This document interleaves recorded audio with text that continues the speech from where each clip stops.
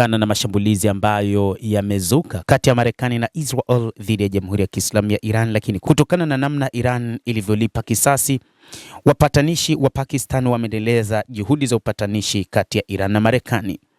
Pakistan inaendelea na juhudi za kujaribu kufufua mazungumzo kati ya Iran na Marekani, huku waziri wa mambo ya ndani wa nchi hiyo Mohsin Naqvi akiwasili mjini Tehran kwa mazungumzo na viongozi wa Iran. Kwa mujibu wa vyombo vya habari vya Iran, Naqvi amebeba ujumbe kutoka kwa mkuu wa jeshi la Pakistan Asim Munir kwa kiongozi mkuu wa Iran Ayatollah Mujtaba Khamenei. Pakistan kwa ushirikiano na Qatar, Uturuki na Misri imekuwa ikijaribu kusaidia kupunguza mvutano kati ya Tehran na Washington na kuhimiza kufunguliwa tena kwa mlango wa bahari wa Hormuz. Wakati huo jeshi la Marekani limesema limedungua droni 2 za Iran juu ya mlango wa bahari wa Hormuz baada ya kutishia usalama wa usafiri wa kimataifa wa majini. Mapigano makali kati ya Iran na Marekani yalipungua kufuatia makubaliano ya awali ya kusitisha mapigano yaliyofikiwa Aprili 8, lakini pande hizo mbili bado hazijafikia makubaliano ya kudumu ya kumaliza vita.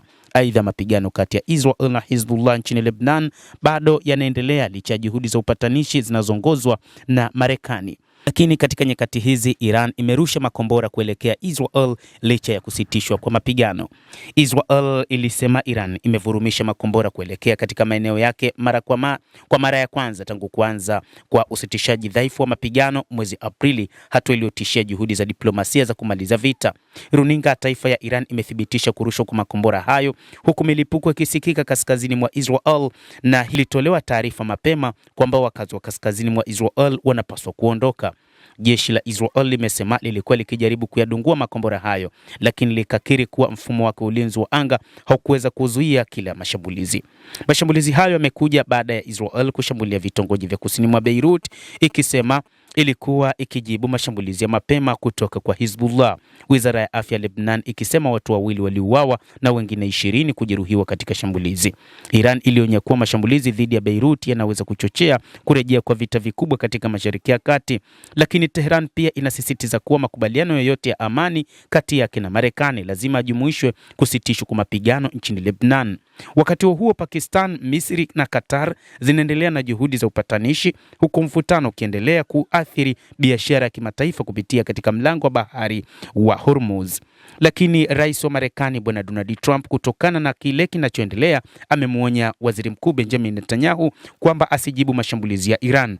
Licha ya kwamba alfajiri ya leo waziri mkuu Benjamin Netanyahu aliamuru jeshi lake la IDF kufurusha makombora ndani ya Iran, lakini rais wa Marekani Bwana Trump amesema amempigia simu waziri mkuu wa Israel Bwana Benjamin Netanyahu na kumtaka kutojibu mashambulizi ya makombora dhidi ya Iran.